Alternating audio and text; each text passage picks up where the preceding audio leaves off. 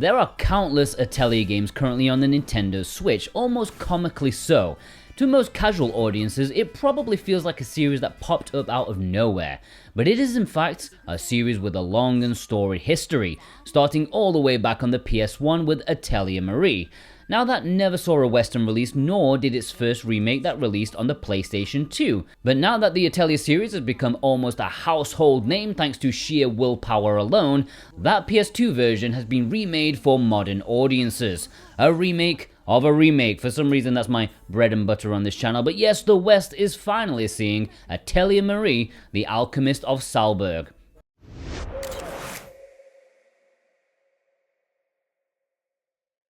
Before we get into it, if you enjoy RPGs and enjoy people talking about them, then check out my other channel, A Bit More Jordan, for a lot more me, long retrospectives on your favorite classic games.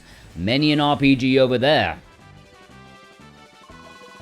Now, if you were worried about being lost in the complex and often bewildering connections between all of the Atelier entries and don't think you want to jump into this one, well, you're wrong, because this is easily the best game to start with, because it is literally the start of the series, and since it's a fairly faithful remake, it's obviously the simplest, the most bare bones of the lot of them. In almost every sense of the word, it's a grounded game that the only thing heavy in it is the artwork of Marie herself.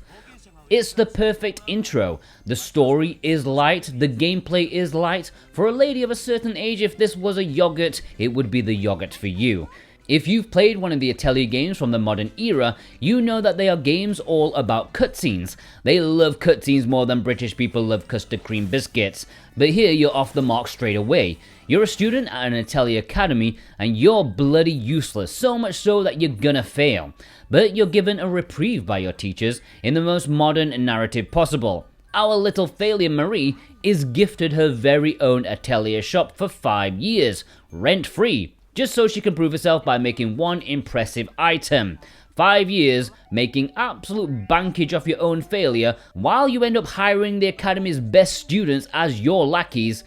God, if Marie was ugly, this would be disgraceful, but thankfully she's cute and her parents are probably well connected, so it's all good. And that's it. There's not a huge amount of narrative arc going on, but there are lots of small, tiny little scenes that mostly involve the lives of the people that you hire to help you out in battle. You can grow your friendship, as all relationships do, by paying them money. Yeah, you can hire them and they will grow closer to you. You can also do side quests for them to help them out as well. So what is the gameplay flow? Well, if you know the Atelier series, you know they are games that revolve around 4 gameplay cores. Firstly, the talking. They goddamn love the talking. But I've talked about that already. It's not quite so in your face here. Then there is the trifecta of going out in the field to gather ingredients, battling monsters that you can then skin for materials, and then delving into your Atelier to create useful items.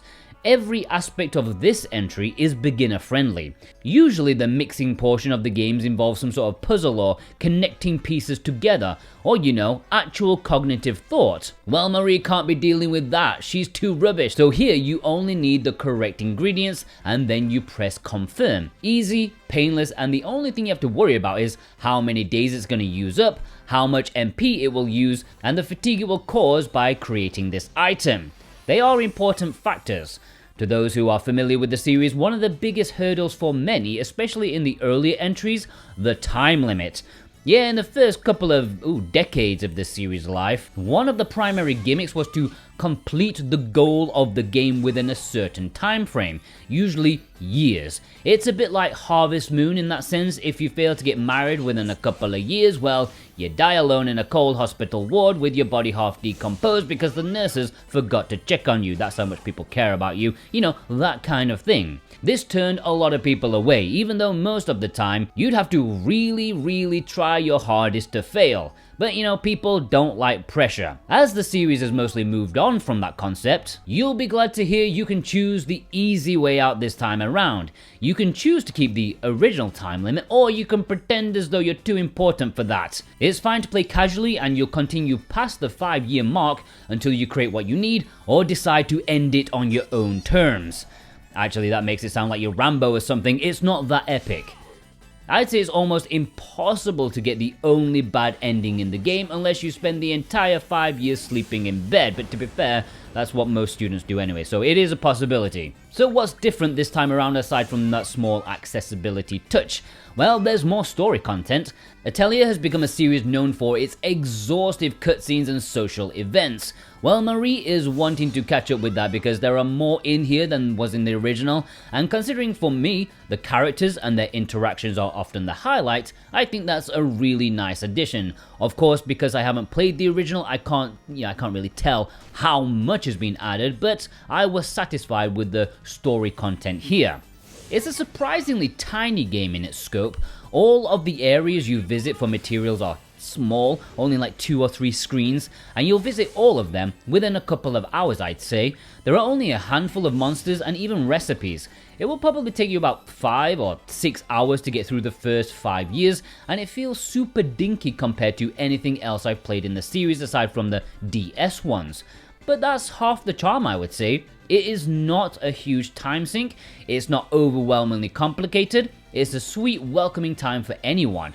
If Atelier Ryza or Sophie were a bit too much for you, this is the perfect remedy. It's the same thing, just a fat-free version of it. The only thing that did surprise me in terms of its scope is the amount of people you can hire to go on adventures with you.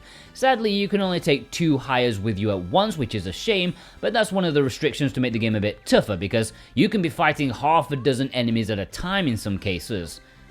It is fairly easy though. I only lost 1 battle in the whole game, and that was the first boss in the tower that pops up. It's not a difficult game in this regard, and I say that as someone who was, fine with auto battle on a lot of the time, blasting through enemies at 3 times the normal speed. I love that feature. Obviously, the visuals have been spruced up magnificently. They are adorable, although maybe it's just my crap TV, but it was a bit too bright and glaring. I had to put on a pair of sunglasses during the winter season. I got snowblind just from playing this game. But comparing it to the PS2 version that released in Japan, it is night and day. This is not a texture swap. This ain't a rezzed up version. No, this is a 100% complete remake. A whole new game pretty much, just very faithful to that. You can also choose between the original music and the new music, but because I'm old school, I played with the original version. That's just me. Now in the West, this is only available digitally on the eShop. In the United States, it is $50 for the standard version, as well as a digital deluxe edition for $70, which includes a port of the original game, which that's really nice. Extra $20 for a PS2 game in English sounds alright to me. If you buy the base version, then decide you want some loving of the deluxe pack, there is an upgrade option on the eShop, which is nice. But for me, I'm all about that physical version. As I said, there is no physical version in the West, but there is a physical version in Japan, which does not have English, so forget it, forget that one.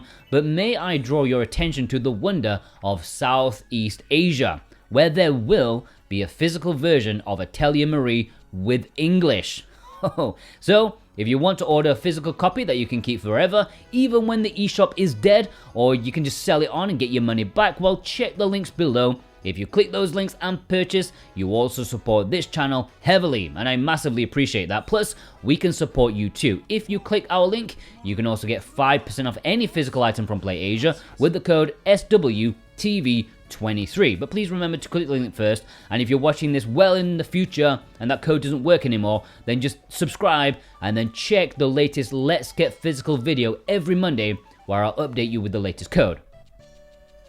Is it worth it? I guess it's a harder sell than the newer Atelier games. It's certainly a more quaint looking experience, but just because it looks cute doesn't mean it can't hold its own.